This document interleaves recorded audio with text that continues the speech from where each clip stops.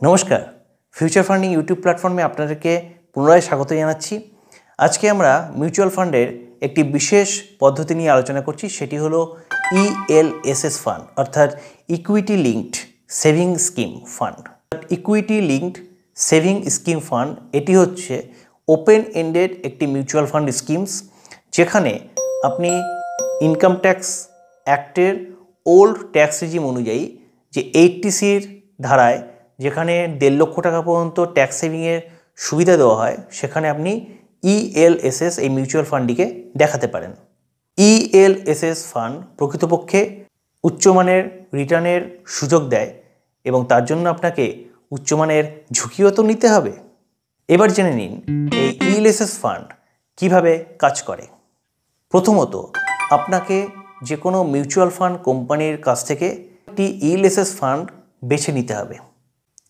তারপরে আপনাকে সেই ইএলএসএস ফান্ডে লামসাম অ্যামাউন্ট বিনিয়োগ করতে হবে, যেটি 3 বছরের জন্য লক ইন পিরিয়ডে থাকবে। 3 বছর পরে আপনার নামে অ্যালোকেট করা ইউনিট আপনি রিডিম করে অর্থ তুলে নিতে পারেন, বা 3 বছর পরেও আপনি ফান্ডটিকে হোল্ড করতে পারেন ফান্ডটিকে ভবিষ্যতে গ্রো করানোর জন্য। আসুন এবার দেখে নিন ইএলএসএস বা ইকুইটি লিঙ্কড সেভিং স্কিম এই মিউচুয়াল ফান্ডের কিছু বিশেষ বৈশিষ্ট্য। 1 নম্বর, ইএলএসএস ফান্ডের মাধ্যমে আপনি ইকুইটি মার্কেটে বিনিয়োগ করছেন। 2 নম্বর, আপনি ইএলএসএস ফান্ডে সর্বনিম্ন 500 টাকা বিনিয়োগ করতে পারবেন। 3 নম্বর, ইএলএসএস ফান্ডে যে পরিমাণ অর্থ আপনি বিনিয়োগ করছেন সেটি ওল্ড ট্যাক্স রেজিমের ইনকাম ট্যাক্স অ্যাক্টের 80C ধারায় দেখাতে পারেন। 4 নম্বর, public provident fund, national savings certificate বা ফিক্সড ডিপোজিটের তুলনায় ইএলএসএস ফান্ডে লকিং পিরিয়ড অনেক কম, 3 বছর। 5 নম্বর, ইএলএসএস ফান্ডে কোনো এক্সিট চার্জ নেই। 6 নম্বর, লক ইন পিরিয়ডের পরেও আপনি চাইলে আপনার ফান্ডটিকে হোল্ড করতে পারেন রিইনভেস্টমেন্টের জন্য। 7 নম্বর, 3 বছর লক ইন পিরিয়ডে থাকার সুবাদে ফান্ড ম্যানেজার আপনার বিনিয়োগ করা অর্থকে লং টার্মে ইনভেস্টমেন্ট করতে পারে, তার ফলে আপনার ভালো রিটার্নের সুযোগ থাকে। আসুন দেখে নিন ইএলএসএস ফান্ডে অর্থ বিনিয়োগ করলে আপনি কোনো ইনকাম ট্যাক্সে বেনিফিট পাবেন কিনা। ইএলএসএস ফান্ডে যে পরিমাণ অর্থ আপনি বিনিয়োগ করেছেন, ইনকাম ট্যাক্স অ্যাক্টের ওল্ড ট্যাক্স রেজিমের 80C ধারা অনুযায়ী যে 1.5 লক্ষ টাকা পর্যন্ত সেভিংসে ছাড়ের সুযোগ দেওয়া আছে, সেখানে আপনি আপনার ইএলএসএস ফান্ডটিকে শো করতে পারেন। যে পরিমাণ ডিভিডেন্ড অ্যামাউন্ট আপনি লাভ করেছেন সেটি আপনার আয়ের সঙ্গে যোগ করে ইনকাম ট্যাক্স স্ল্যাব অনুযায়ী তার ট্যাক্স আপনাকে দিতে হবে। যদি আপনার ডিভিডেন্টের অর্থ 5,000 টাকার বেশি হয়, তাহলে এই 5,000 টাকার 10% টিডিএস হিসেবে ডিডাক্ট হয়ে যাবে। ডিভিডেন্টের অর্থ 1 লাখ টাকা অবধি আপনাকে কোনো long term capital gain tax দিতে হবে না, কিন্তু ডিভিডেন্টের অর্থ 1 লাখ টাকার বেশি হয়ে গেলে আপনাকে 10% ট্যাক্স দিতে হবে। ইনকাম ট্যাক্স অ্যাক্টের নিউ ট্যাক্স রেজিম অনুযায়ী কোনো ইনকাম ট্যাক্সে বেনিফিট পাওয়া যায় না।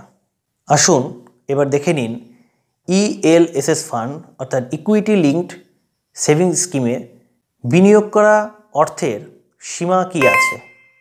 আপনি ইএলএসএস ফান্ডে সর্বনিম্ন 500 টাকা জমা করতে পারেন, কিন্তু সর্বোচ্চ টাকা বিনিয়োগের কোনো সীমা কিন্তু নেই।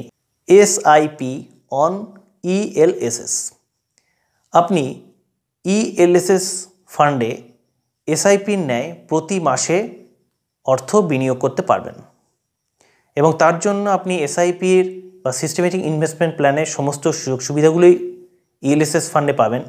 কিন্তু মনে রাখবেন, প্রতিটি ইনস্টলমেন্ট কিন্তু 3 বছরের জন্য লক ইন পিরিয়ডে থাকবে। অর্থাৎ ধরুন আপনি এপ্রিল 2023-এ যে এসআইপি অ্যামাউন্ট জমা দিয়েছেন সেটি এপ্রিল 2026 পর্যন্ত লকিং পিরিয়ডে থাকবে। আবার মে 2023-এ যে এসআইপি অ্যামাউন্ট জমা দিলেন সেটি মে 2026 পর্যন্ত লকিং পিরিয়ডে থাকবে।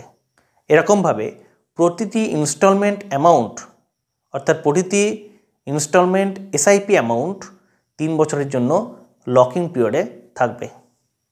আসুন এবার দেখে নিন এই ইএলএসএস অর্থাৎ ইকুইটি লিঙ্কড সেভিংস স্কিম ফান্ডের কিছু বিশেষ অসুবিধা বা ড্রব্যাকস।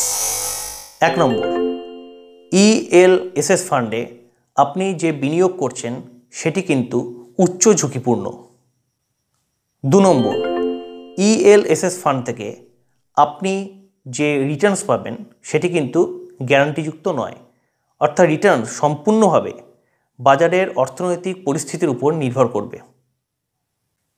ইএলএসএস ফান্ডটি 3 বছরের জন্য লক ইন পিরিয়ডে থাকে।